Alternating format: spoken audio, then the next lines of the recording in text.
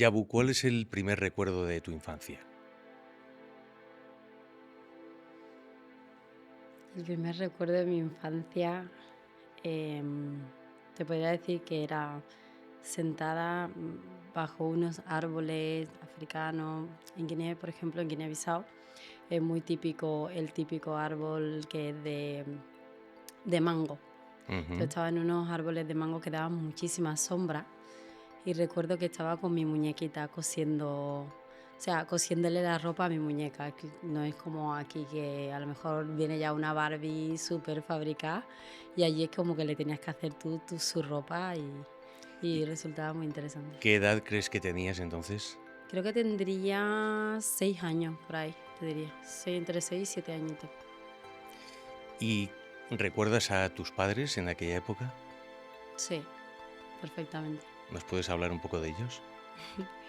Mi madre, pues en esa época era la típica guineana que pensaba que podía con el mundo, que quería cambiar cosas para las mujeres y así ha hecho toda su vida. Y la recuerdo ella con su falda de tubo, caminando de un lado para otro y siempre haciendo cosas que le gustan.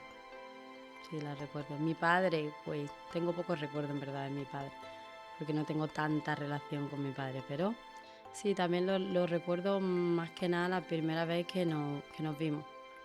Ahí es cuando recuerdo más mi padre. Porque ellos vivían separados. Sí, mis padres se separaron cuando yo era bebé, básicamente. O sea, yo me criaba con mi madre, la familia de mi madre, y luego ya cuando me he venido aquí, con mi familia adoptiva. Ujú.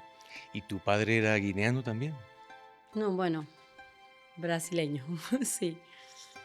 Sí, pero Brasileño. tiene raíces guineanas también. Y había llegado allí de Brasil y conoció a tu madre en Guinea. Sí, solía emigrar muchísimo y no sé, se conocieron de muy jóvenes, la familia de mi padre solía estar allí mucho y nada, y se enamoraron desde muy jóvenes y ya prácticamente él te puedo decir que es de cultura africana también, básicamente. Ujú. Está muy mezclado. ¿Y tenías hermanos o hermanas de pequeña? Recuerdo a mi hermano que tenía, te puedo decir que un añito. Cuando yo vine de Guinea, mi hermano tenía un año. Sí, y, y es un recuerdo bastante bonito. Pero no, mi hermano no es de mi padre, yo soy la única hija de mis padres. O sea, mi hermano es de parte de mi madre con su pareja actual ahora. Ujú. Mm. ¿Y la cultura que tenéis allí en Guinea en aquel momento, que era eh, islámica o era animista o a nivel religioso, qué es lo que vivían o qué es lo que... A ver, es que hay un poco de todo. O sea, te digo que a lo mejor la religión un poco más moderna, como sería pues, budaísmo, o no sé si se le puede llamar moderna, pero me refiero que nosotros lo conocemos más aquí. Ahí no hay tanta variedad de la religión. Ahí o eres musulmana o eres cristiano. Entonces sí que había cristianos también, porque en Guinea hay muchísimas razas. Depende de la raza que pertenezca, pues hablas una lengua y tienes a lo mejor el tono de piel diferente. Entonces sí que hay pues, un balanta siempre cristiano. Por ejemplo, un fulani, que es mi raza, por ejemplo, se podría decir la de mi familia, son también musulmanes, por ejemplo. Ujú. Mm. ¿Y cómo vivías eso en tu infancia? ¿Eras consciente del aspecto religioso? ¿Te influía de alguna manera? No, porque pensaba directamente, o sea, creo que era demasiado pequeña, pero yo creo que en esa etapa un poco no eres consciente de nada de lo que pasa, algunas cosas que luego te das cuenta que sí que eres consciente, pero normalmente no piensas porque hay una religión y otra, simplemente piensas que eres diferente al que está al lado porque practica una religión o va a la iglesia y tú nunca puedes ir a la iglesia porque eres musulmana en este caso, porque mi familia era así. Y eso, pero no, o sea, veía que éramos diferentes porque teníamos práctica, pero no pensaba el motivo ni entendía un poco por qué. Ujú. ¿Y qué recuerdas de aquel momento de la infancia? ¿Ibas al colegio? ¿Recuerdas a tus compañeros, amigos, amigas? Lo que más recuerdo, sí, recuerdo ir a la escuela y que era un concepto muy diferente de ir a la escuela como lo es aquí, por ejemplo, pero el recuerdo más bonito que tengo es de mi abuelo llevarme a la escuela. Por ejemplo, mi abuelo Mori, que ha faltado hace poco, Y me daba cuenta de que ese recuerdo lo guardo también, antes que me has preguntado esa pregunta del recuerdo, es un recuerdo bonito para mí. Que Y le sentías que te acompañaba. sí, me acompañaba, o sea, yo no quería ir al colegio y mi madre era un poco muy enfocada, porque mi madre allí se dedica a la enseñanza y decía: "¿Tú tienes que ir al colegio?". "Claro que tienes que ir al colegio". Y bueno, mi abuelo era como me intentaba engañar ahí un poco para explicarme que era importante ir. Y lo recuerdo muy bonito. Luego recuerdo también el concepto que hay allí de la enseñanza, ¿no? En plan, que los niños, por muy pequeños que sean, yo a lo mejor con 5 años no me daría cuenta, ¿no? Que era, o 6 añitos que te decía. Pero los niños ahí tienen interiorizado que es una oportunidad tener o sea, ir al colegio. O sea, que un niño, por ejemplo, llegue a primaria o tal, es como un avance grande para su familia porque es un poco, no sé cómo explicártelo, como una oportunidad de poder tener un futuro, de Ujú, formarte al final. Y lo sentí así años después cuando yo viajé a Guinea, fui a los colegios y yo decía, wow. ujú. ¿Y cómo fue el hecho de venir a España? Cuéntame un poco ese momento previo y cómo fue el venir a España. A ver, venir a España fue un acuerdo que llegaron mis padres, ya que no estaban juntos, en que querían que yo tuviera un futuro. Entonces, mi padre tenía su familia sevillana y ya un poco acordaron en que viniese a estudiar aquí, ¿no? Estuve de paso por Senegal, perdí mi abuela allí, luego ya llegué a Sevilla, que era, no sé, una cultura que no tenía nada que ver con la mía. ¿Con Lo único, con cuántos años? pues tendría, te digo que 9 añitos por ahí, sí, tendría, sí, entre 8 y 9 añitos tendría, sí. ¿Y cómo viviste eso de que tu madre, por querer un mejor futuro para ti, te dejara irte a Sevilla, se desprendiera de alguna manera de ti?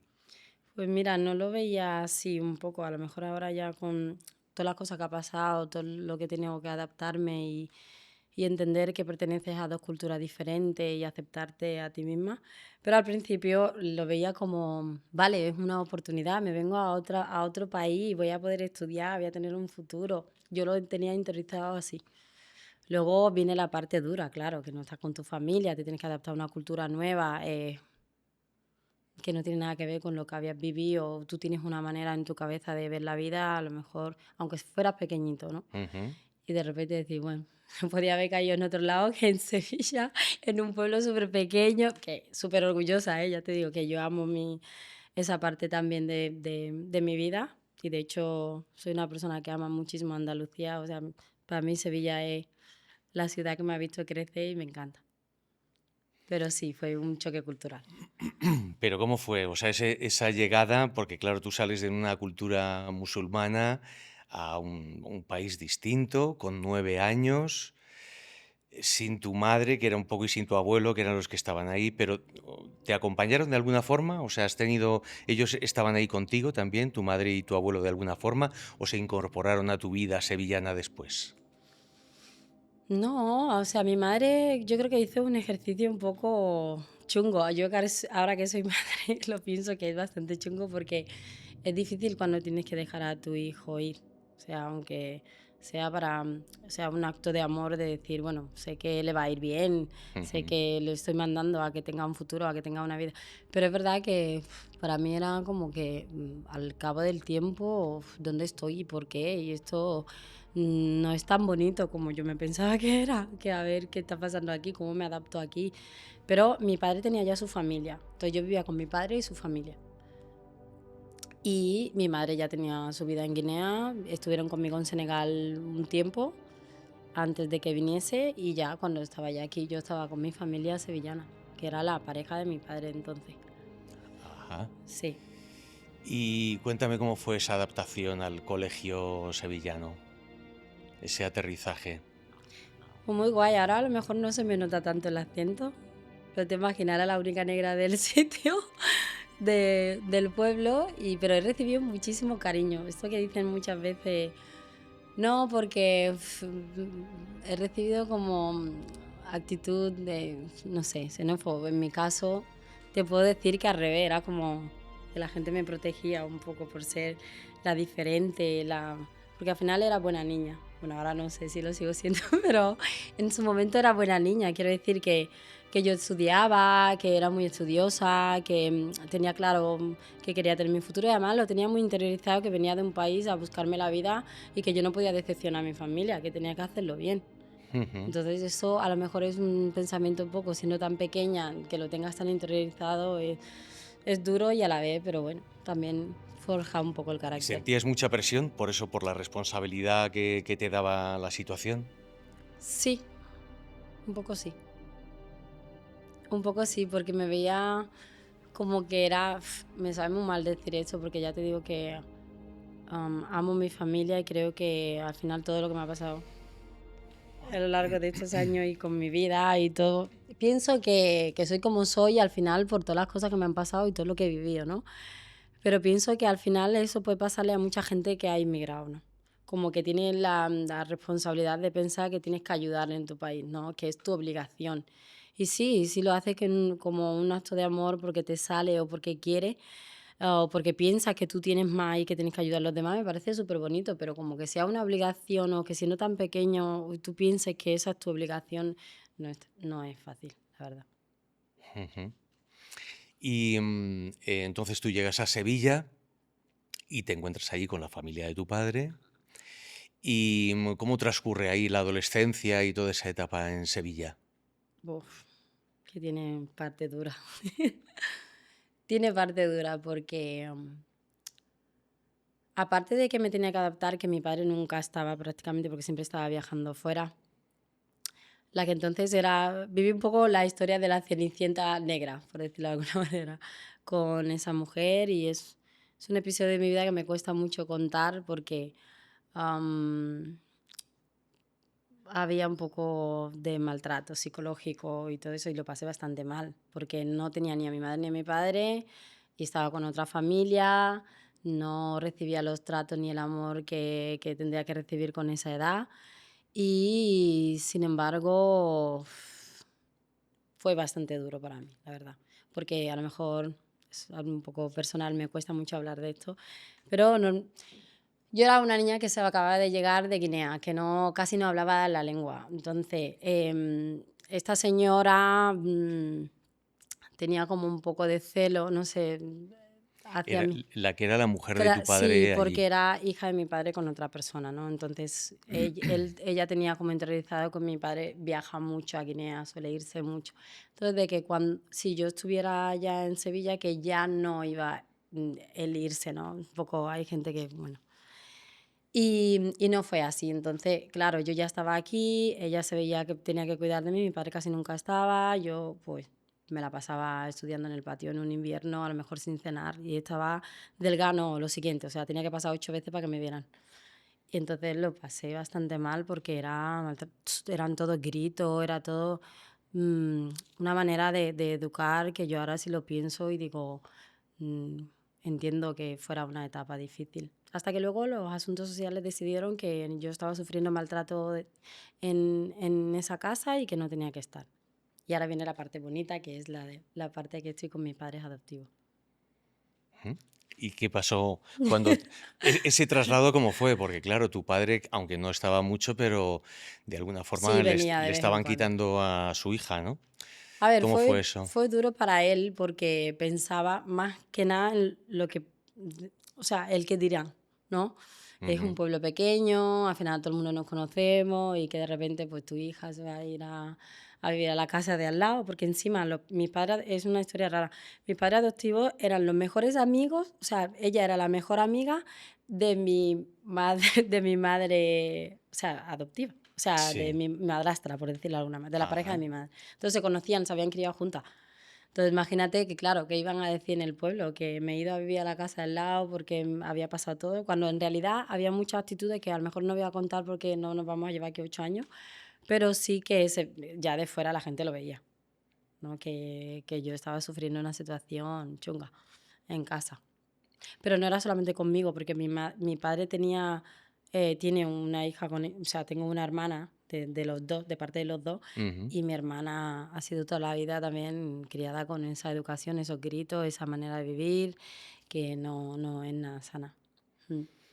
¿Y cómo llegas a la otra familia? Pues porque, justamente porque los asuntos sociales, lo que te decía antes, decidieron que me tenía que salir de ahí porque era maltrato. Y, y ya tenía cariño, o sea, quiero decir, mi madre de ahora ya me estaba cogiendo cariño a mí, sabía la situación, entonces intentaba apaciguar muchas veces, hasta que ya, pues cuando decidieron eso, pues habló con mi padre y le dijo, mira, yo me la quiero quedar. O sea, que ella te lo explicaría muchísimo mejor, pero sí, dijo, yo quiero que se quede conmigo y creo que esa situación no puede ser más. Mi padre al final, como tenían una amistad, decidió, bueno, pues ya está, pues que se quede contigo porque yo al final no voy a estar. Como que le hizo un poco entrar en razón.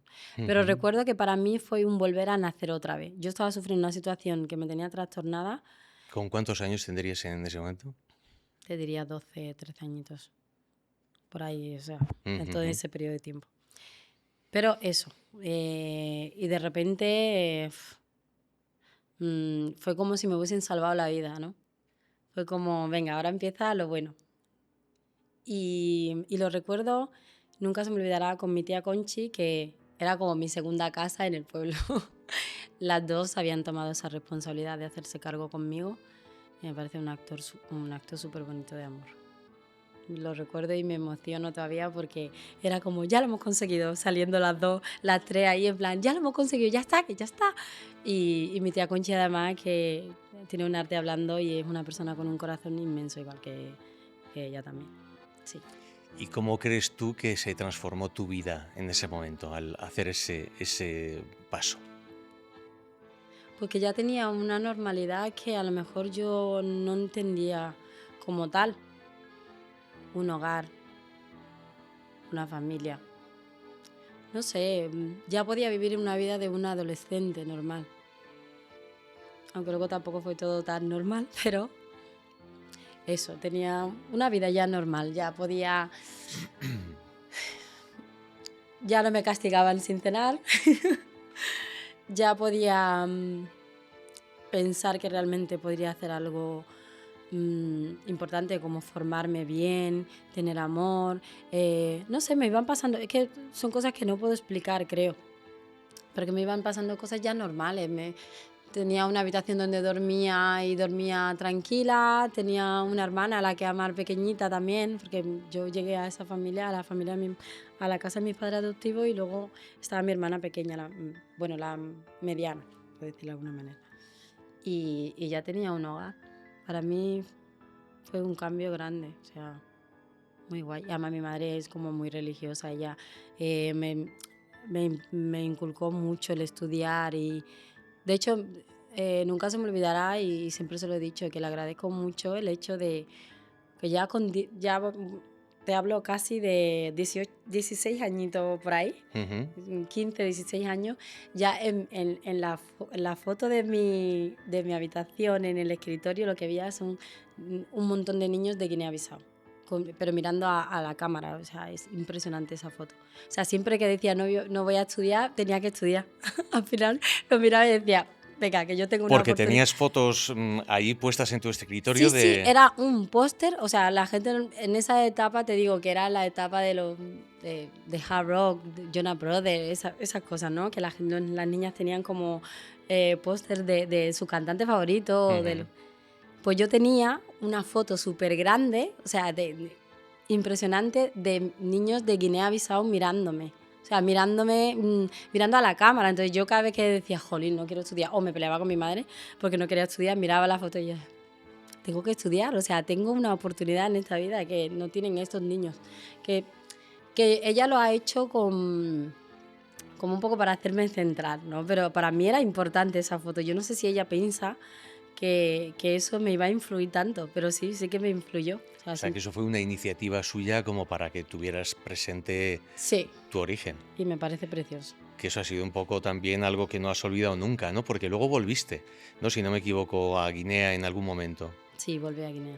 ¿Cuándo volviste? ¿Ya mayor o con qué edad? Claro, ya había sido madre, tenía mi familia, ya había ahora, o sea, quiero decir, cuando volví a Guinea, era un viaje que tenía claro. Fui a ver a mi abuelo, el que ahora ha faltado, pero era porque yo le había hecho la promesa de que iba a ir a verlo antes de. Y él siempre me decía, tú tranquilo, yo te espero, ¿sabes? Y recuerdo llegar allí y no tenía nada que ver con lo que yo tenía de recuerdo de Guinea. O sea, el viaje de mi vida hoy en día es de Guinea-Bissau y he estado en muchos sitios. Y para mí es volver, porque fue el viaje donde me volví a encontrarme a mí misma otra vez. Sí, fue tan bonito, o sea, Guinea es Dices, tan. perdona, que no lo recordabas porque era mejor que lo que tú recordabas, o No, había cambiado mucho, o era no, igual, o por no, qué. es que yo era, claro, es que era una niña cuando yo llegué. Entonces yo, claro, yo sabía que yo venía de un país pobre, ¿no? Tenía flashes y recuerdos de cómo que era mi infancia, de que al final la gente, del concepto que. Pero eso lo pierdes con el tiempo, ¿eh? Lo pierdes, porque yo ya se me había olvidado que la gente vivía con un saco de arroz al mes. O sea, la preocupación de una familia es poder pasar el final del mes. O sea, a mí eso se me había olvidado. Ujú. O sea, yo había ido y yo decía, eh, yo lloraba todo el rato, estaba todo el rato llorando diciendo, pero esto, o sea, un choque cultural impresionante, impresionante. Guinea, la gente, lo que yo he visto de Guinea cuando he vuelto, la gente es súper feliz sin tener nada, sin tener nada. ¿Y en ese momento te reencontraste con tu madre biológica o la habías vuelto a ver antes? No, pues fíjate, fue súper gracioso porque la primera vez que vino mi madre fue porque mis amigas me hicieron una sorpresa. Porque aquí, o sea, no puedo contar toda mi historia porque es súper largo todo. Estamos aquí para eso, ¿eh? No, Para es contar toda tu larguísimo. historia, o sea que tú Pero tranquila, mis expláyate amigas. lo que necesites y lo que quieras. No, no, Estamos es aquí que para eso, para es escuchar súper tu largo. historia. Pero básicamente mis amigas me habían hecho una sorpresa que era que se conocieran mis dos madres. Porque es súper gracioso porque mi madre de Guinea habla portugués. ¿Vale? Entonces, español, poco, a lo mejor dice alguna palabra para tal. Y mi madre, sevillana, no tienes ni idea de portugués. Entonces, yo no sé que a lo largo de estos años, yo siempre lo digo y cuando lo digo, es que eso es amor. O sea, yo creo que es inquietud de dos personas a que le importa una. Y entonces se entienden entre ellas. Cuando me fui a vivir cuando terminé la carrera, me vine a Valencia, las dos hablando a ver cómo que la niña se va, que no. Es que es una cosa, y hoy en día cuando hablan, yo digo, ¿cómo es posible que se entiendan, no? Una hablando Una hablando cada español idioma, andaluz y claro. otra portugués. Es súper divertido. Yo cada vez que. Yo creo que además recuerdo un día decir, bueno, ya os entenderéis, porque era como que las dos estaban preocupadas de que me iba o de qué iba a hacer en mi vida o alguna decisión que tenía que tomar importante. Y al final fue muy bonito dejarlas a ellas y que se entendieran y que cada una. Pero es verdad que cojo una cosa de cada una de las dos y me parece maravilloso. Ujú. Y volviendo un poco a esa etapa en la que llegas a esta nueva familia adoptiva, ¿cómo viviste todo el mundo religioso, que además es una cosa muy característica del sur? ¿Cómo lo viviste? Porque claro, tú, aunque fueras pequeña, pero venías de otro mundo que te resultaba divertido, interesante, no te gustaba o te. A ver, tuve un poco de confusión, de confusión, porque era yo sentía, esto no creo que identifique a nadie, es simplemente mi manera de pensar y por lo que yo he vivido, ¿no? Ujú. Pero en la religión musulmana que yo viví en Guinea, sentía como, tienes que hacer siempre lo bueno, tal. Siento un poco que al final las dos religiones son iguales, solamente interpretadas de otra manera por eso yo pienso que hay diferentes interpretaciones de la religión, pero al final es lo mismo, ¿no? Entonces yo cuando estaba en mi familia de Guinea era como, venga, tú tienes que ser buena persona, creer, tienes que estar rezando 5 veces al día y yo digo, ¿cómo voy a yo? Yo creo que al final mi madre ha desistido con eso, porque dirá, está en Europa, vive en España, ¿cómo va a rezar 5 veces, ir a trabajar? Es que no era viable, ¿no? Pero cuando he ido allí sí que lo he practicado con ellos, porque he entendido que es su manera de vivir la vida o la cultura y tal, y a lo mejor he ido a la calle pues con los trajes típicos no voy así, ¿sabes? Voy con el traje africano y de hecho cuando yo volví a mi cultura me volví a sentir una más, porque gracias a Dios mi madre biológica ha hecho un ejercicio que me parece precioso. Y es que siempre, desde que yo estoy aquí, he estado hablando mitad fula. Fula es su lengua materna, que la hablo aún. A lo mejor, si yo estaba en una conversación 2 horas con ella, a mitad del tiempo estaba hablando en fula, la otra portugués para que no se me olvidara, y la otra me hablaba, o sea, francés también a veces me ha hablado, pero principalmente para que no se me olvidara, ha hecho ella ahí un hincapié para que no se me olvidara. Yo hubiese ido a Guinea y no sabría hablar fula. Y me hubiese parecido triste, decir, he vuelto a la tierra que me ha visto nacer, a mis raíces, y no sé hablar mi lengua. Entonces creo Ujú. que eso era guay. Entonces, y, y sí, si salgo a la calle, salía a la calle vestida con los trajes típicos y respetaba la cultura. Y cuando venía, nunca he tenido en ese aspecto un reproche de mi madre diciéndome, ¿por qué tú no has practicado? Comí jamón, la verdad. Comí jamón cuando estaba aquí, comí jamón y a los primeros meses me sentía como, estoy comiendo jamón, no sé cómo voy a decir eso a mi madre. Y recuerdo que mi madre de aquí, o sea, mi madre sevillana, me contaba ya, cuando ya metiéndome ya más en la religión cristiana, porque ella da catequesis, está muy metida en la iglesia también.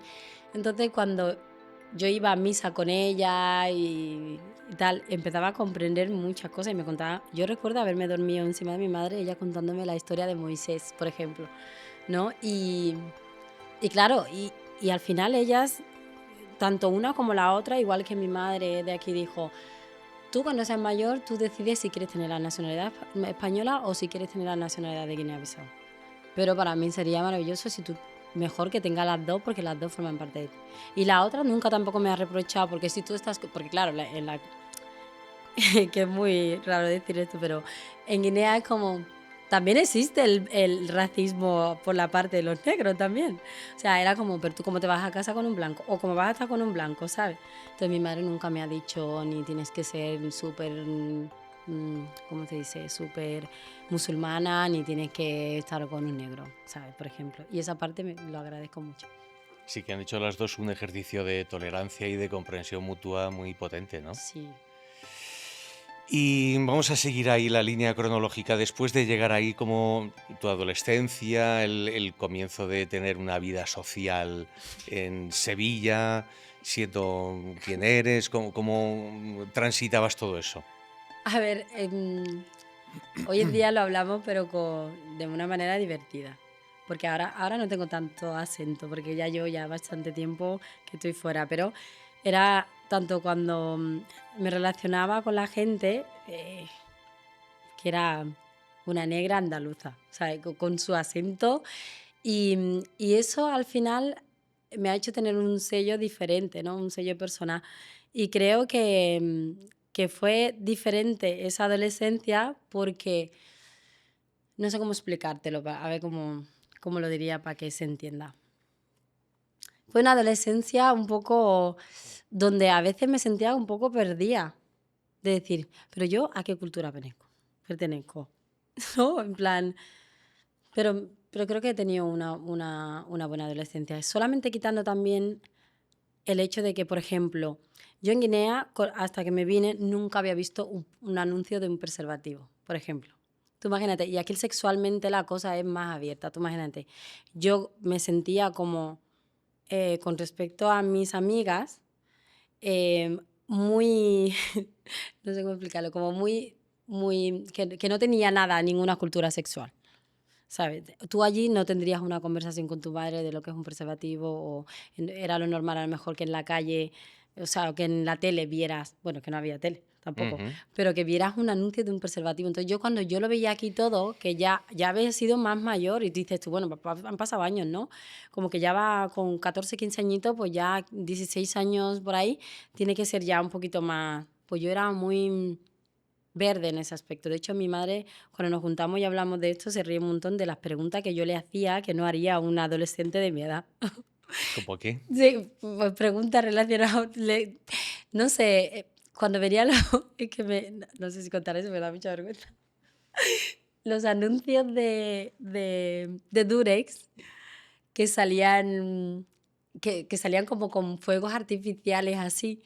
Y claro, salía como lo recuerdo que salían como una banda tocando, tocando, y claro, a mí no sé cómo le hice la pregunta a mi madre, pero como esas cosas, ella si te lo cuenta te ríes de verdad. Pues yo le decía, mamá, tengo una duda. Claro, yo no podía preguntárselo a mis amigas porque me daba mucha vergüenza y todavía seguía sin normalizar el hecho de hablar de la sexualidad también. Y de repente le pregunto, ¿tú cuándo la has hecho por primera vez con papá?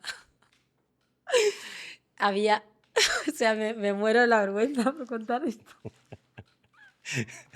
Había Y decía, también tenía que estar como, claro, yo lo tenía, de verdad, te lo juro, ahora parece que lo está contando una la niña de... banda tocando, Sí, sí, aparecía. sí, le decía, estaban tocando todo y tal.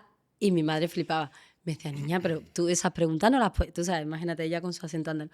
Me decía, niña, tú esto en la calle no lo puedes preguntar. Es que te van a tomar por tonta.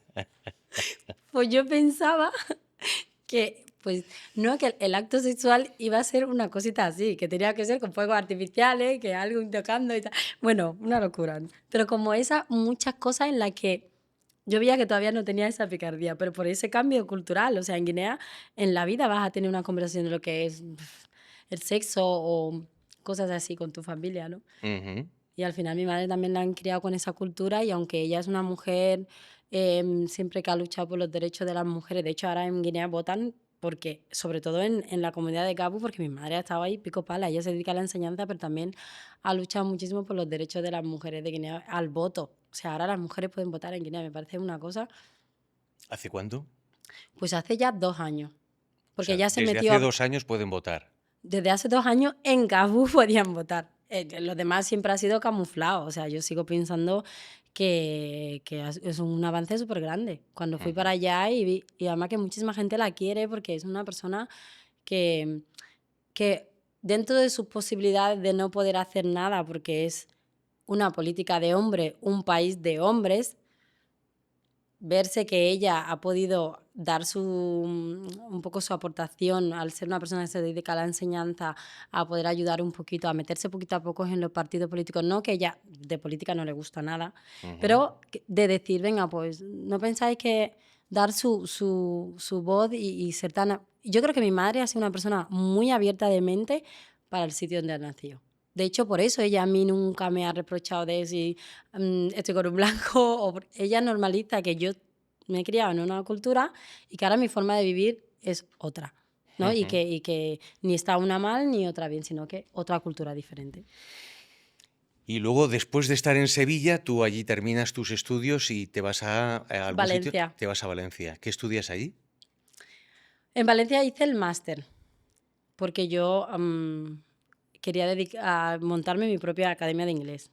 O sea, que estudiaste filología en Sevilla, entiendo, Sí, y luego fuiste a hacer un máster a Valencia. a Valencia, sí. Y Estuve ahí haciendo te... las prácticas en Valencia, me quedé en la Ajá. empresa y luego ya empecé a montar, o sea, a hacer el máster porque yo quería hacer una metodología que realmente hicieran que los niños aprendieran inglés.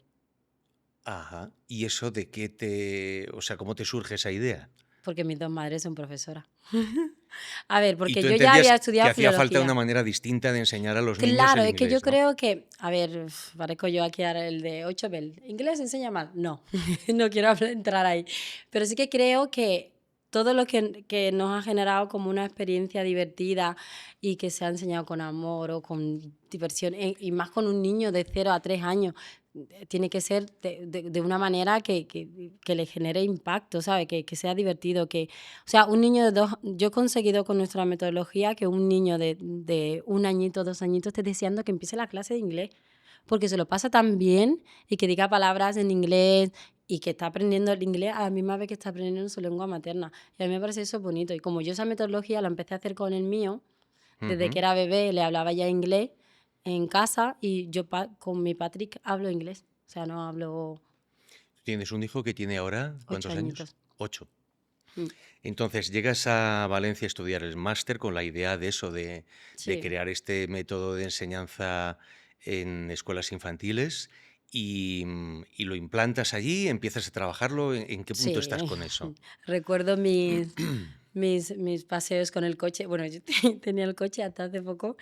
Tenía un coche que es un Volkswagen del 2005. O sea, yo no sé qué le pasó.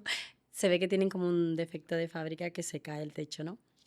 Entonces se me cayó el techo, me lo quitaron y yo he ido durante 2 años con el coche sin techo, que yo supone que era la directora de un centro, de una academia de inglés, y me daba vergüenza que me vieran el coche, porque el coche era como el de los Picapiedra. Y entonces cuando iba con me he recorrido Valencia, todos los alrededores para hacer captación a los centros preescolares, para hacerle entender la metodología y la verdad que ha ido muy guay, pero ha sido mucha lucha, claro. Y tienes varios centros en Valencia Sí, y ahora he empezado con Madrid. y ahora empiezas con Madrid. Vale. Luego, una vez que llegas a Valencia, cuéntame qué pasa, porque es otra sociedad distinta de la sevillana, ¿no? Es otro mundo. Empiezas a Sí, estar, a moverte sola, ¿no? Ya no estás con tu familia. ¿Cómo es ese cambio? sí, porque echaba muchísimo de menos. Mira, yo de Sevilla tengo recuerdos muy bonitos, igual que, por ejemplo, de Guinea tengo algunos recuerdos bonitos, otros no tan bonitos. De Por ej- Sevilla. de Guinea y de Sevilla, las dos. Ujú. Pero de Sevilla, te digo, esa parte de mi madrastra fue la parte más chunga. Luego recuerdo estar con mi familia, con mi tía Rocío, y de repente sacar una caja y ponernos a bailar. Yo voy a viajar a Sevilla y me subo en el avión y yo ya voy feliz, pensando que voy a estar con mi gente, que voy a bailar, que me voy a vestir de gitana y puede no parecerle, pero me encanta vestirme de gitana, me encanta la cultura andaluza, todo. O sea, ya en el avión estoy pensando en mi montadito de pringa. De cuando llego, que tengo que ir a ver flamenco, o sea, y es una costumbre que tengo, o sea, yo bajo y me voy a Triana, o sea, tengo que ir a Triana y a escuchar flamenco. Y siempre, o sea, mi vida en Sevilla me ha hecho como conectar con mi parte alegre también, ¿no? Igual Ujú. que hay parte de Guinea, pero esa parte alegre. Entonces, cuando tengo un mal momento, estoy pasando, yo necesito escuchar flamenco y escucho flamenco y a lo mejor mucha gente dirá, bueno, escuchará flamenco y se hundirá en la mierda ahí escuchando flamenco y en su pena, ¿no? Pero no el, es el flamenco bueno. A mí me gusta muchísimo llegar, ir a Triana mientras me estoy comiendo mi montadito de pringa o el solomillo al whisky o lo que sea, mientras paseo por Sevilla, pues escuchar después también un rato de flamenco, de un tablao flamenco. Y me parece que es una cosa que voy buscando muchas veces.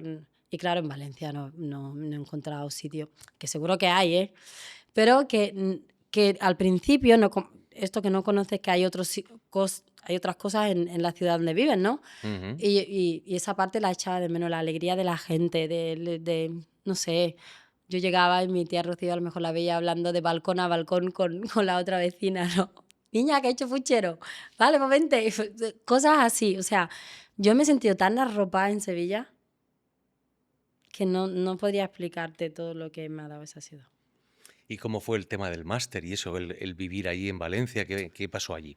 Valencia es una ciudad muy bonita también. Además, es Ujú. una ciudad que le tengo mucho cariño porque, claro, mi hijo ha nacido allí. O sea, ahí me hice mujer, O sea, tu pareja es de aquel valenciano, momento es de Valencia. mi O sea, que expareja es fuiste a hacer el máster y allí conociste a una persona. claro, y nos conocimos en Sevilla en realidad. Pasa que yo me vine, luego ya hice las prácticas, me quedé, todo, bla, bla, bla. Y es verdad que o sea, él es valenciano y bueno, pues Valencia es una ciudad, ya te digo, que ahí fue donde aprendí a estar sola, a no estar con ninguna de mis madres, ni pues, mi familia de Sevilla, ni nada, y a sacar mi vida adelante sola. Y Valencia tiene muchísimas cosas que a mí me encantan. O sea, mm, yo a veces bajaba a Madrid adrede, o sea, de Madrid a Valencia adrede para comerme una paella. O para irme al Palmar, o para... Sí, Valencia... Y además ahí es donde he hecho más cosas de moda, por ejemplo. Allí empezaste con la moda. Sí, bueno, empecé en Sevilla, concretamente con la doble R en Simov y varias veces con la de Raquel Revuelta. Sí, Ujú. empecé ahí. Pero luego he hecho como muchísimas cosas de moda ya, cuando me moví a Valencia pensando porque mi oportunidad iba a estar también en Valencia. En cuanto la moda siempre ha sido un hobby que ha sido como mi segundo ingreso, Ujú. ¿no? Perdona, ¿cómo empezaste ahí? ¿Cómo empezó eso en Sevilla? ¿Una propuesta de alguien? ¿Te vieron por la calle y te dijeron, Sí, oye, perdona, ¿quieres ser es que modelo? fue literalmente así. O ¿Ah, sea, sí? ¿Te vieron fue por la calle y literal. te dijeron, oye, ¿quieres ser modelo? Fue Fue eso como en las literalmente así. películas. Mira, yo siempre había dicho, no quiero, porque claro, la gente siempre me decía, tienes que ser modelo. Y yo, justamente porque la gente me decía todo el rato, tienes que ser modelo, yo no quería. Y un día, pues una amiga de la universidad me convenció. O sea, me convenció ella porque caminando las dos por la calle, de repente me vio el representante de moda de la agencia de Raquel Revuelta. Entonces dijo, y se acercó a mí y me dijo, te tengo que preguntar una cosa. Y yo, y claro, imagínate. Y me dijo, ¿te gustaría venir a la agencia? Y quiero verte en pasarela, quiero verte en fotografía, me gusta tu perfil, ¿no? Típico, me parece que suena muy a... Y claro, yo le dije, sí, ya lo pienso, lo hablo. Y mi amiga, claro, obviamente, sí, sí, irá, no te preocupes, yo la llevo. Y claro, ya otro día, que yo a mí se me había olvidado que me había dicho esto, ni quería pensar en ello siquiera, y justo un día ella me hace como una enredada. Mi amiga, Rocío, que no se me olvidará, y me dice, vamos a tapear, que vamos por aquí, no sé, me engañó de alguna manera que me llevó allí. Y claro, yo llego allí y no sabía qué era. Y ya me hice una prueba de pasarela y yo no sabía cómo estaba desfilando en una pasarela de repente y tal. Y entonces empecé a formarme, estuve formándome con ellos 1 año y medio. Y en ese 1 año y medio pues cogí una experiencia increíble, me di cuenta que me encantaba también la moda, que es un ámbito que podía dedicarme a ello y era brutal en pasarela y nada, pues, así fue todo. Luego ya he ido como haciendo trabajos esporádicos de moda como ingreso y ahora hoy en día trabajo mucho también de moda. Ujú. Mm. ¿Y trabajas aquí en España solo o trabajas fuera? Sí, he trabajado fuera y trabajo fuera. Tengo una marca con la que trabajo casi siempre fuera y hago Milán, Alemania y Barcelona también, que son como las ferias de moda más grandes ahora. París ya no la hacemos, pero sí. Y luego he estado en New York también, o sea, he hecho cositas. ¿Y cómo, o sea, qué te aporta el mundo de la moda? ¿Qué sientes que te aporta, que no te aporta, por ejemplo, la enseñanza infantil o yo qué sé, otros aspectos de tu vida? Uf. Es que justo me parece que siempre he estado intentando como separar las, vamos a decir, tres partes, ¿no? Ujú. Porque ahora también está la interpretación, que es mi pasión. Pero siempre he querido decir, bueno, pues la moda, es que si me dedico a la moda no puedo ser profesora. De hecho, me lleva mucho tiempo sin poner ninguna, a lo mejor tenía un shooting de baño y yo no subía nunca las fotos de baño en mis redes sociales, porque tenía un poco ese prejuicio de que yo estaba representando a un centro, ¿sabes? Y que a lo mejor los padres, porque ya había tenido algún episodio que otro de algún listillo. Entonces era como, no quería exponer mi vida tampoco, respetaba muchísimo que me dedicaba a la enseñanza y que, aunque no tiene nada que ver.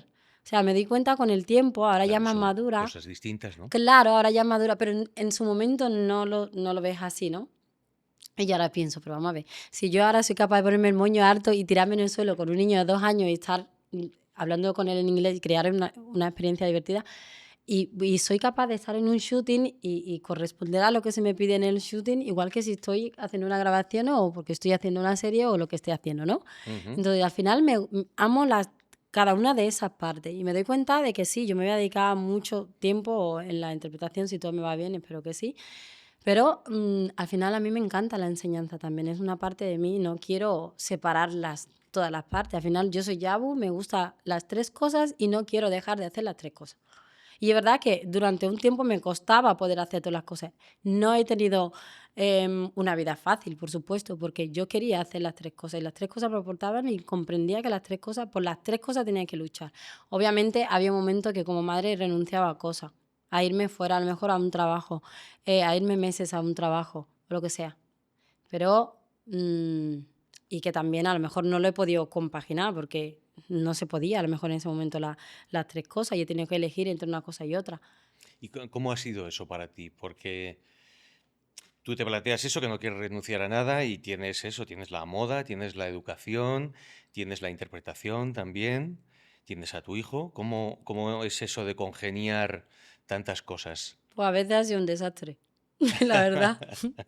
A veces ha sido un desastre, o sea, yo recuerdo a veces de llamar a la gente de mi círculo y decirle, de verdad, lo siento. O sea, me encantaría estar a la altura de ser pues, una mamá súper ordenada. Al final yo lo que quiero es que mi hijo tenga experiencia, o sea, el tiempo que le dedique sea de calidad Ujú.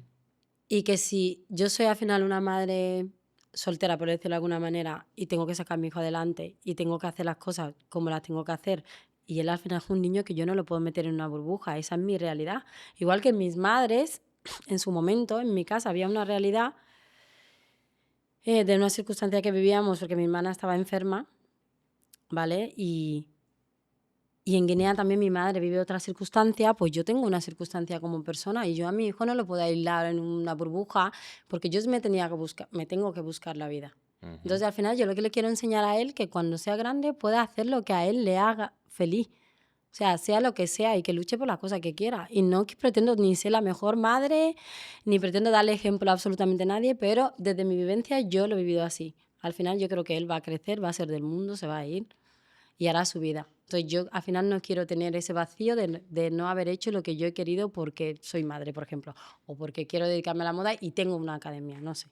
Al final, como persona que dirige a una academia, he intentado estar a la altura de lo que mi trabajo me pedía en ese momento. Como alguien como modelo, pues he intentado hacer exactamente lo que se me ha pedido.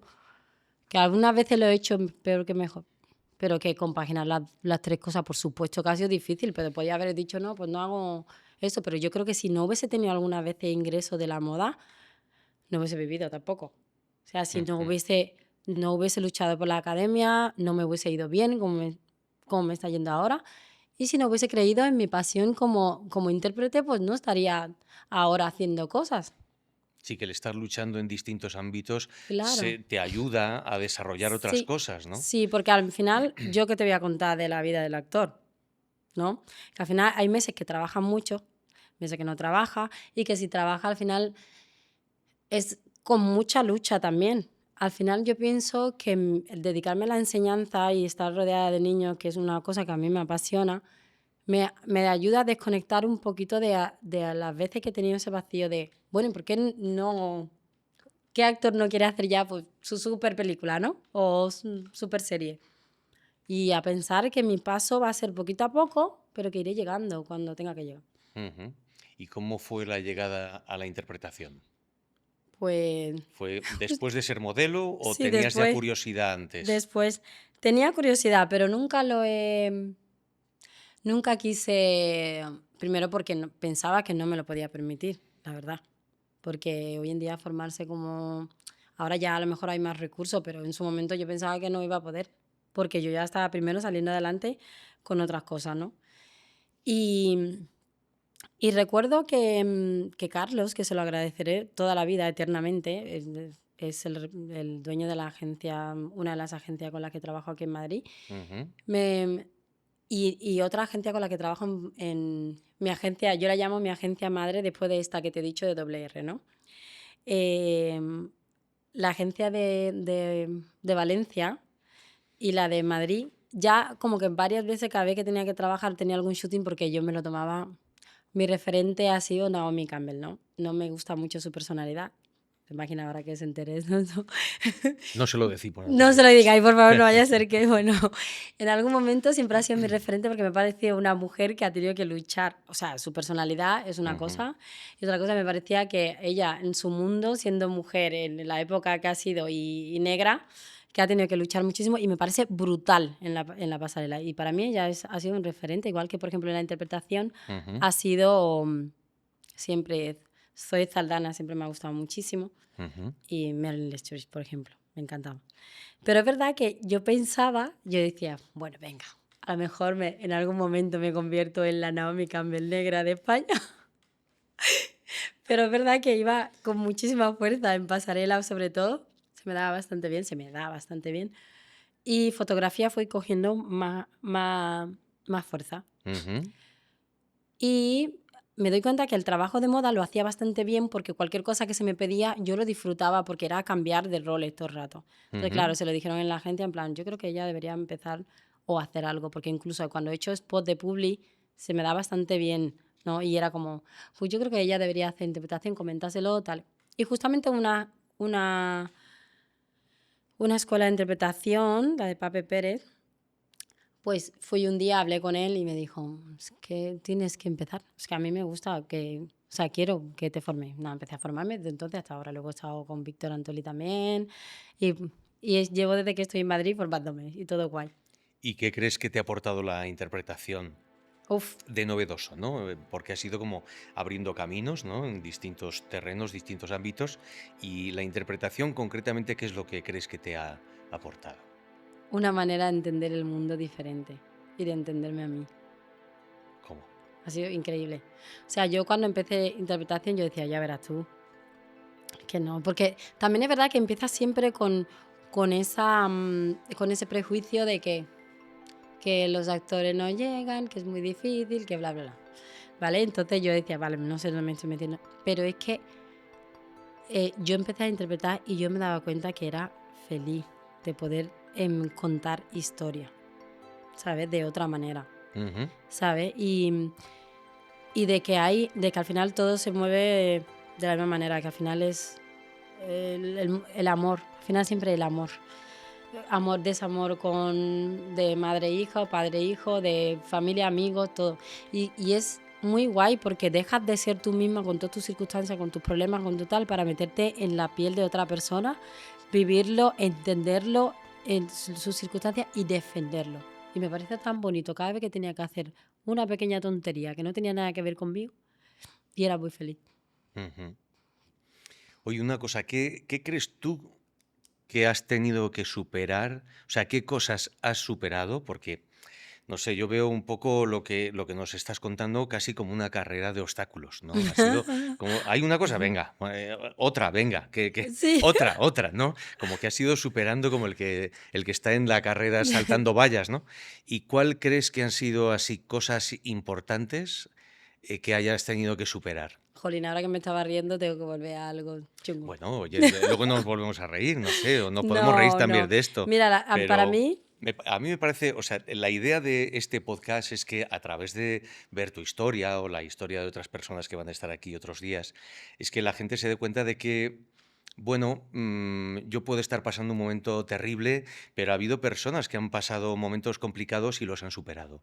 Y a mí ese mensaje de tirar hacia adelante, de que no pasa nada, de que cualquier cosa con la que te tropiezas en el camino te ayuda a aprender cosas, me parece interesante, ¿no? Y por eso te lo pregunto, que ¿cuáles son esas cosas que crees tú a cosas ver, importantes que crees que te han hecho crecer? mira, por ejemplo, yo creo asimilar la peor parte para mí de mi cultura. Por ejemplo, en Guinea-Bissau se practica la ablación. Y a mí me lo hicieron y era un bebé casi. O sea, te digo que a los 4 añitos creo que me lo hicieron. Y mi madre era mujer y no podía evitarlo. Mi padre no le dio tiempo llegar. Eso es una cosa que he llevado siempre, porque pensaba que mi vida sexual siempre iba a ser diferente, sin pensar luego ir a terapia y entender que al final hay muchos puntos de placer, ¿no? Por ejemplo, para una mujer. Y entonces vivir la sexualidad de otra manera. Pero lo llevé fatal porque no me podía ni yo tocar. Pero eso, ¿cuándo eres Es consciente de eso? O sea, de la mutilación genital femenina, ¿cuándo eres consciente? pues porque al final ya tienes más conocimiento sexual y Pero quiero sabes. decir, ¿en tu adolescencia o cuando eras niña Claro, ya o empiezas a cuándo? descubrir que tienes, no, más mayor ya estando ya aquí, ¿sabes? De cuando hablas con tus amigas, cuando dices, "Y es que yo no tengo esta parte de mi cuerpo, ¿por qué no tengo esta parte de mi cuerpo?" Y de estar pensando por qué no tienes esa parte de tu cuerpo es la manera en que te lo han quitado. O sea, y de que pensar de que no puedes hacer nada porque hay otra gente que está aún mm, viviendo esa circunstancia. Una niña pequeña de 4 años que le estirpan el clítoris y está en una cabaña con otras niñas con la misma circunstancia es aberrador. O sea, me parece una aberración. O sea, es horrible. O sea, y después no una cosa que dices que tienes que ir a terapia para superarlo, básicamente. Porque hay gente, yo he tenido mucha suerte, pero hay otra gente que psicológicamente se queda toda la vida tocado. Porque claro, o sea, yo tuve que ir ¿Cómo lo superaste? a descubrir mi sexualidad. Mis padres, lo primero que me parece que lo hicieron súper bien fue llevarme a un sexólogo para que me explicara lo que me habían hecho, porque ni mi madre se atrevía a explicarme, mi madre es biológica. Ujú. Mi madre, de hecho, ha tenido siempre ese confrontamiento con mi padre porque decía que nunca se lo va a perdonar que no haya podido llegar a tiempo para evitarlo. Porque eso es algo electivo? O sea, ¿tú lo puedes elegir en esa cultura Es o es algo algo que el obligatorio? padre dice: "No, no quiero que se lo haga a mi hijo", entonces no se Y lo dan. entonces no lo hacen. Y entonces, claro, mi padre no llegó a tiempo para evitarlo. Y me persiguió durante mucho tiempo. Ahora entiendo que mi vida sexual quiero decir que es diferente, ¿no? Y de hecho una de las cosas que me haré en el futuro será reconstruirme mi clítoris. Y profundiza un poco en eso, en cómo conseguiste superarlo. A través de la Terapia. terapia con el sexólogo y Sí, cómo... a ver, suena esto un poco mal, y tocándome y entendiendo que nadie me va a hacer daño ahí, que no es, pero es que es, yo lo pasé mal hasta ya muy mayor. Quiero decir, yo hasta que empecé a tener, antes de empezar a tener sexo, o sea, de perder la virginidad, para mí era impensable que nadie me tocara ahí. Porque sin querer yo tenía todavía ese trauma de lo que había pasado. Y además se complicó la cosa porque no hay ni condiciones médicas para curarte cuando te hacen eso, ni hay absolutamente nada y te ves de repente que estás en la mano de la Dios. Yo estuve a punto de morirme. Mi madre lo pasó fatal. por la mutilación Claro, genital. infecciones. Es que es horrible, es horrible. Yo intento quitarlo de mi cabeza todavía y ya he hecho terapia, lo he asimilado como que es una parte que he tenido que pasar y punto. Pero, o sea, me encanta. O sea, lo estoy contando porque me siento con la libertad de poder contarlo para que a otras personas que se lo puedan evitar en este mundo, porque es horrible. Sí, sí, por evitarlo en la medida que se pueda y también por lo que tú dices, ¿no? Que ahí tú tuviste la oportunidad de regenerar tu vida a través de Sí. terapia, de un sexólogo y de investigar y de probar, ¿no? Que es algo que has podido superar y que... Sí, de tu pareja en ese momento, de explicarte, porque claro, y del sexólogo de explicarte, bueno, mira, que hay muchos puntos de placer, que el día de mañana tú te puedes operar y reconstruírtelo, o que no pasa nada, pero ya lo que tienes psicológicamente, eso no te lo quita nadie. Ya. Y tiene que ser a través de terapia, de comprender, de decir, como esta parte de mi vida ya ha pasado y ya está. Pero es que tú imagínate cómo ha tenido que ser una aberración que yo con 4 años, 5, oh, sigo acordándome. O sea, yo ahora que trabajo con niños que los veo, me imagino que a alguno de ellos se le hace eso o a mi hijo y me entran los 7 males. ¿Qué más cosas crees que has superado y que te han ayudado a ser la luchadora que eres ahora? No sé, ahora mismo si lo pienso. Pues muchas cosas. Yo creo que como todo el mundo, al final hay momentos súper duros, ¿no? Pero de mi cultura te digo que eso lo he tenido que superar. Y, por ejemplo, superar también el hecho de no sentirme con la responsabilidad de por qué estoy aquí y tengo que ayudar ahora a todo el mundo allí, o no sentirme como... Porque claro, yo me llevo muchos años formándome, ¿no? Como estudiando, ¿no? Y, y claro, en Guinea era como, pero no estaban dando dinero todavía, pero es que no tiene una vida súper estructurada, es que no es... Claro, ellos tienen el concepto también de que vienes aquí y de repente todo es fenomenal. Y no es así. Ujú. Mi madre, es verdad que siempre le digo, porque yo le mando dinero a mi madre mensualmente allí también, ¿no? Y es como que mi madre lo entiende como, vale, tienes que pagar una luz, un agua, un tal, ¿sabes? Que ella lo tiene así como interiorizado y pensado y no me siento con ese compromiso de hacerlo. Y sobre todo, he superado esa parte de cuando llegué a Sevilla, al principio lo duro que fue. He superado vivir una adolescencia donde pues no tienes las mismas circunstancias en casa que tus amigos. Por ejemplo, nosotros teníamos, o sea, mi hermana, como te decía antes, estaba enferma. Parece que todos son penas, ¿no? No, bueno, Pero hablar de todo tenías que eso, haber estado en el podcast anterior. madre mía, Te parece que quiero son decir todo penas. que es que en cuanto empiezas a indagar, todos pasamos por pérdidas, todos hemos Es que sí, sufrido, es verdad. no sé, hemos tenido vicisitudes y traumas de todo tipo y color.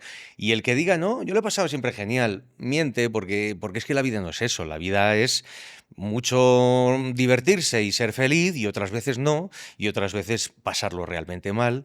Pero esa es la vida, tal y como está constituida, ¿no? No, pero sí, eso. Nosotros teníamos, o sea, a mi hermana le detectaron un tumor con 2 años y mi vida no ha sido la misma, ni la de mi madre, ni nada. O sea, luego ya te digo que yo tenía más o menos, hablo de mis padres adoptivos, estaba ya 16 años, 17 añitos con ellos y yo tenía que cuidar de mi hermana, tenía que entender pues, que tenía sus momentos de quimio, que teníamos que estar en casa diferentes. O sea, yo no...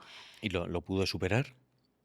Sí, lo tiene parado, gracias a Dios. Lo tiene en el cerebelo, pero lo tiene parado y Ujú. no y ya no está avanzando por lo menos. Pero imagínate la movida que ha sido para ella. Y teniendo dos más. Que tengo mi hermana, la pequeña, pequeña. Y sí, entonces eso no lo voy a contar con más detalle porque es un tema que me sigue tocando todavía. Pero te digo que para mí ha sido superar eso y entender que yo ahora tengo mi vida, que puedo estar ahí para ella y tal y cual, pero que no es normal vivir eso con 16 años y hacerte más madura de la cuenta también. Ujú. Y eso, y aparte de eso, pues luego lo de todo el mundo así. Te separas, estás en la mierda, perdón, hablando mal y pronto, y tienes que salir adelante y un día abres el frigorífico y dices, uy, no tengo nada que comer, ¿ahora qué? Y dices, pues tengo un chiquillo que tiene 2 años y tengo que sacarlo adelante. Porque tú estás separada de tu pareja. Sí, y ha sido una separación dura, dura, pero bueno, ya está. Yo a veces cuando la gente dice, no, es que tú estás vibrando con un...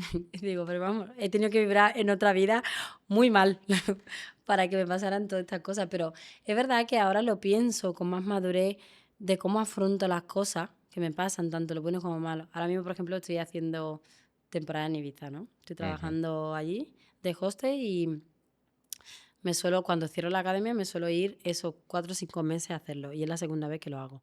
Y soy una persona mucho que, cuando te decía antes que siento que mis amigas han tenido más calle o que a mí me falta más calle, que no era muy de la noche, o sea, no era de noche. O sea, yo el mundo de la noche me daba miedo.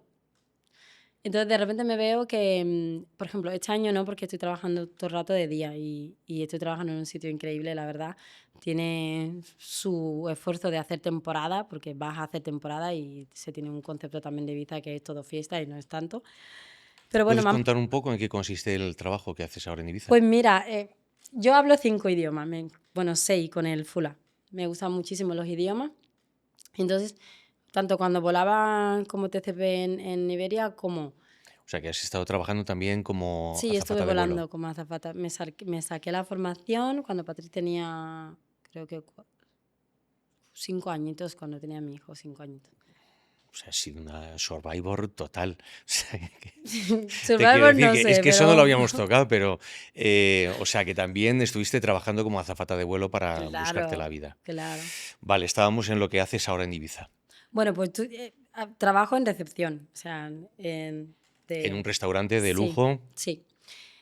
Básicamente, recepciono a los clientes cuando llegan, lo mismo llega un francés que italiano que portugués.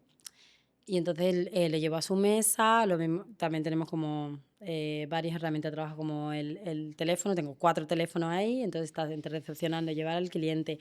em, de repente ponerle el menú y a lo mejor llevarle a su maleta a guardarla, bueno, en fin. Y, y pasa lo que le pasará a mucha gente que hace temporada. Tiene momentos súper bonitos porque compartes cosas muy guay con gente que Ujú. también tienen tu misma inquietud de repente, que han venido a hacer dinero, que se lo están currando y hacer temporada es muy duro, que no es que te vas de fiesta. Hombre, hay gente que, claro, que se gasta todo lo que gana, obviamente, hay un poco de todo. O Sí, que que se droga o que está en ese estás mundo. currando a tope, ¿no? A tope, a tope. Hay veces que estoy de mañanas y doblo en otro sitio de la misma empresa. Pero ya te digo que hay muy buen rollo. Entonces tú llegas y tu compañero de repente te abrazan o yo soy muy, muy sentimental, o sea, soy muy, muy emocional como persona. He aprendido con el tiempo a entender que soy muy emocional. Ujú. Y me parece que, bueno, que podría ser de otra manera, pero lo soy. O sea, a mí me encanta, me gusta mucho el contacto con la gente, el comprender la gente y me gusta mucho eso. Y mi trabajo consiste mucho en la relación con la gente. Y me gusta muchísimo saber que puedo ayudar a una persona o que cuando vienes se va a ir contento y me gusta mi trabajo. No es mi pasión, obviamente ya se sabe, pero bueno, siempre ya sabes que los actores hacemos un montón de cosas antes de llegar. Hay un montón de plan B antes de que el plan A funcione. Y entonces eso es lo que hago y bueno, y me ha quitado un poco el miedo que tenía a la noche. El año pasado sí que estaba de noche, de hostes, pero ahora estoy de día y estoy bastante contenta porque en mi día libre, que es hoy por ejemplo, suelo cogerme mi coche y me voy de cala y bueno, y te puedo decir que mucha gente que hace temporada en Ibiza lo hace también, o sea, con todo lo duro, que no es solamente fiesta todo. O sea, según como en qué etapa estás en tu vida, lo vas a hacer de una manera o de otra. Ujú. Mm. Y en este punto, em, ¿cómo enfocas la educación de tu hijo? Además, siendo profesora, dedicándote también al mundo de la enseñanza, ¿cómo lo enfocas? Pues partiendo de la base que te he dicho antes, de que creo que los niños no hay que meterlos en ninguna burbuja. O sea, mi hijo sabe cuál es mi realidad como madre. Al final yo tengo que... Además, se ha hecho un poco todo terreno. Porque cuando yo me he tenido que ir, al principio lo he pasado mal y al principio me hacía sentir como mala madre de... Pero yo al final el tiempo que le dedico es de calidad. Entonces es un niño todoterreno y él entiende perfectamente porque yo le explico, mira, baby, o sea, hablo inglés con él, pero le digo, tengo que irme porque esto. De hecho recuerdo antes de irme hace temporada que le escribí una carta y nos sentamos a leerla juntos. Y, y, y recuerdo, bueno, recuerdo justo antes de irme que llamé o sea, llamé a un amigo, a mi amigo Juan Antonio, que es maravilloso, que lo quiero un montón. Y recuerdo que estaba llorando diciéndole, es que me voy a ir, esos 4 meses que le voy a dejar, que luego yo sabía que iba a bajar todos los fines de semana, todos los días que descanse y que tenía una persona en mi casa que gracias a Dios, el hecho de ser tan, lo voy a decir porque parece que no lo digo nunca, de ser tan trabajadora me permite tener y lo pasa muy mal. O sea, quiero decir que hay veces que he estado sin un chavo.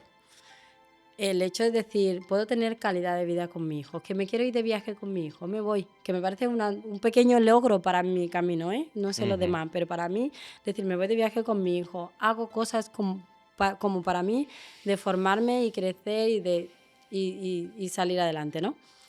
Pero de repente yo si tengo que cogerme un vuelo y venirme de Ibiza aquí porque quiero pasar un día y medio con mi hijo, lo puedo hacer, ¿vale? Y estoy haciendo temporada para que en el invierno pueda centrarme a lo que realmente importa.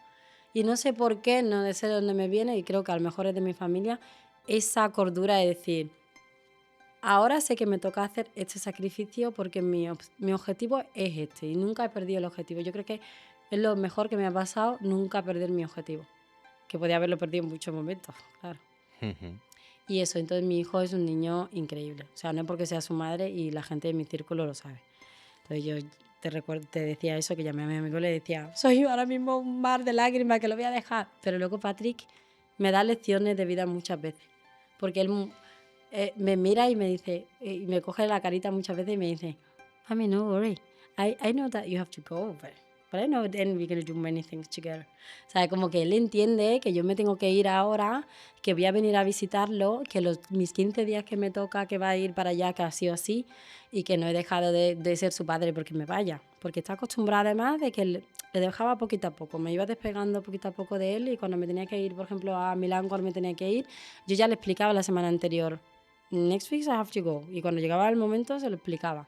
Y estaba la chica que estaba ahí. Y he tenido ayuda a mis padres cuando lo he tenido porque viven lejos, pero siempre he estado sola conmigo. Y al final, Y con el tema de la integración de culturas, ¿cómo le estás oye, educando? es maravilloso.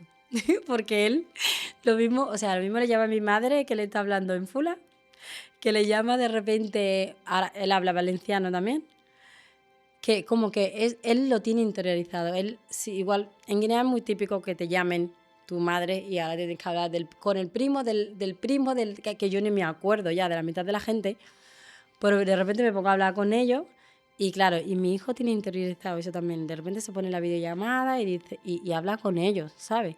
Y él entiende que es diferente. O sea, yo recuerdo una vez, porque tiene el pelo súper afro también y es muy diferente, o sea, está muy mezclado, ¿no? Pero de repente un día vino súper frustrado del cole. Mami, porque me han dicho que tengo el pelo de estropajo. y le digo, cariño mío, me siento con él, le digo, ¿tú sabes cuántas veces? O sea, no le voy a decir la palabra porque es que va a quedar eso fatal. ¿Tú sabes cuántas veces le han dicho a mami que tiene el pelo estropajo o que parece una escoba? Digo, un montón de veces. Digo, y ya le explico que él tiene que tener el poder de entender lo que le afectan, que lo que los demás digan de él. Porque muchas veces no es lo que nos pasa o que sí que nos duele porque son gente a lo mejor que queremos, pero que tienes que elegir cómo quiere que te afecten lo que digan los demás de ti. Entonces ya lo asimilas de otra manera. Entonces, y yo le decía, ¿y tú puedes comer porque te digan con lo que tienen el pelo estropajo? Sí.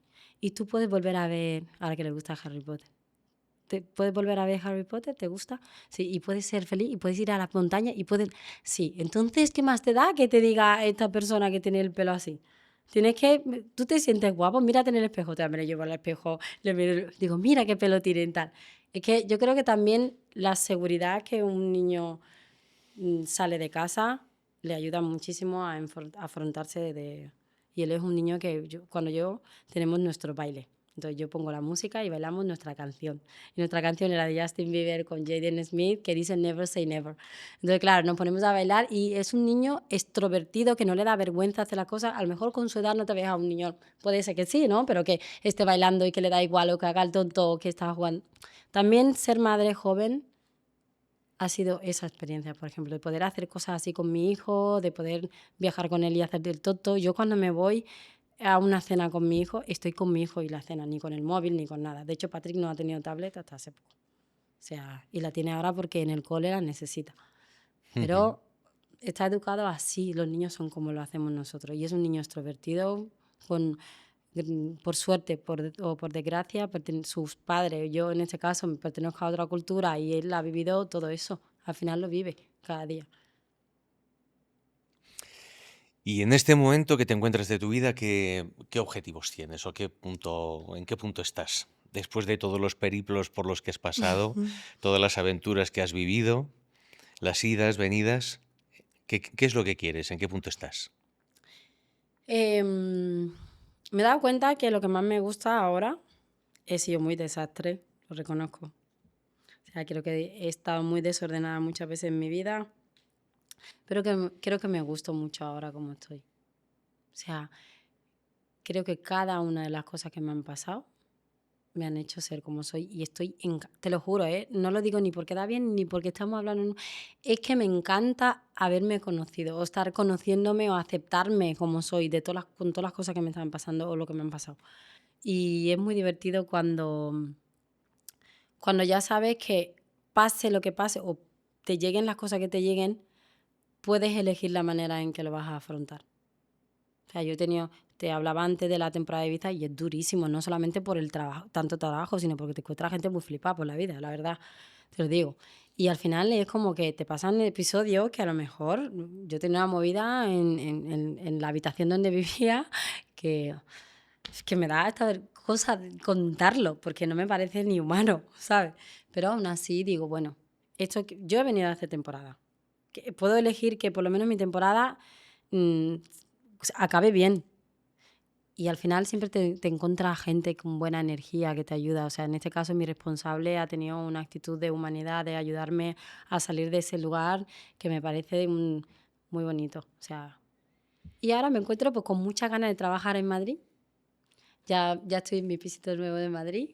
Es que yo lo digo aquí todo como, para mí cualquier cosita que me ha costado conseguir por mí misma es un logro. Entonces lo digo como si fuera una niña pequeña.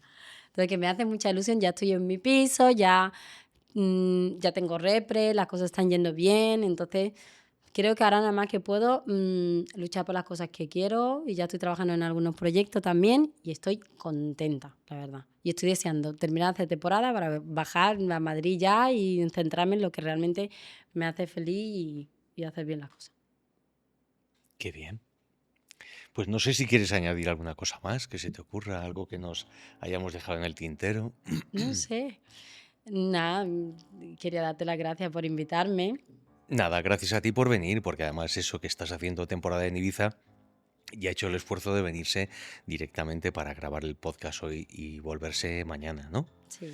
Muchísimas gracias a ti por compartir este rato y este periplo vital. Es que es alucinante los sitios por los que has pasado y todos los problemas que has superado, ¿no? Y la positividad con la que has enfocado las cosas y cómo has ido fluyendo con la vida, en fin, con una capacidad de lucha y de trabajo extraordinaria. Así que gracias a ti por compartirlo con todos los que están ahí. Y al final voy a llorar. No, no. A ver, gracias a vosotros bueno, a ti por creer que, bueno, que tenía algo que decir y por invitarme. Ha sido maravilloso estar aquí. Pues Me he cómo dado no. cuenta que he estado hablando sin parar, que he Pero estado es que se cómoda, trataba de eso, sí, de muy que cómoda contaras todo pero estaba... ¿cómo no vas a tener algo que decir después de lo que hemos escuchado hoy? Pues claro que tienes un montón de cosas que decir. Es un poco la idea de este podcast de Callo Largo, es eso, crear un espacio de escucha, de encuentro, con un montón de vidas, algunas muy rocambolescas, otras traumáticas, otras agitadas, otras más normales, entre comillas, porque normal aquí no hay nada. Ya. Pero como no vas a tener cosas que aportar, yo creo que muchísimo. Y creo que mucha gente va a sentirse tocada por tu aventura y tu periplo de tránsito de país, de cultura, de superación. Así que, bueno, Y bueno, yo creo que las cosas pasan como pasan y lo que te he dicho antes, creo que hay una manera elegir la manera de afrontarlo y es verdad que yo ahora me he sorprendido porque creo que es la primera vez que hablo de mi historia o la cuento y no lloro. O sea, me ha parecido que lo tengo bastante interiorizado y que bueno, que ya lo veo como algo que ya ha pasado y que forma parte de mí. como que ya lo has llorado, ¿no? Sí, ya lo he llorado, ya lo he llorado suficiente y bueno, hoy Ujú. tampoco creía que era para llorar, sino para que la gente sepa que la vida es un viaje. Uy, parezco yo ahora una maestra de la vida. Bueno, es que todos somos maestros de la No, vida, por lo no, menos de la no, nuestra, ¿no? para nada, pero hablando así, porque O creo que... aprendices to- por lo menos Aprendí, de la sí, vida de uno. sí, sí, pero creo que todos nos pasan cosas, o sea, muy chungas en la vida y hay gente, vamos, en mi historia sí he tenido muchos baches, pero hay gente que hasta, por ejemplo, para mí mi madre es un ejemplo de superación, mi madre de española con toda su vida que ha tenido, por lo de mi hermana y tal, y yo cuando voy a mi casa y vuelvo a la mía y digo, ¿de qué me quejó?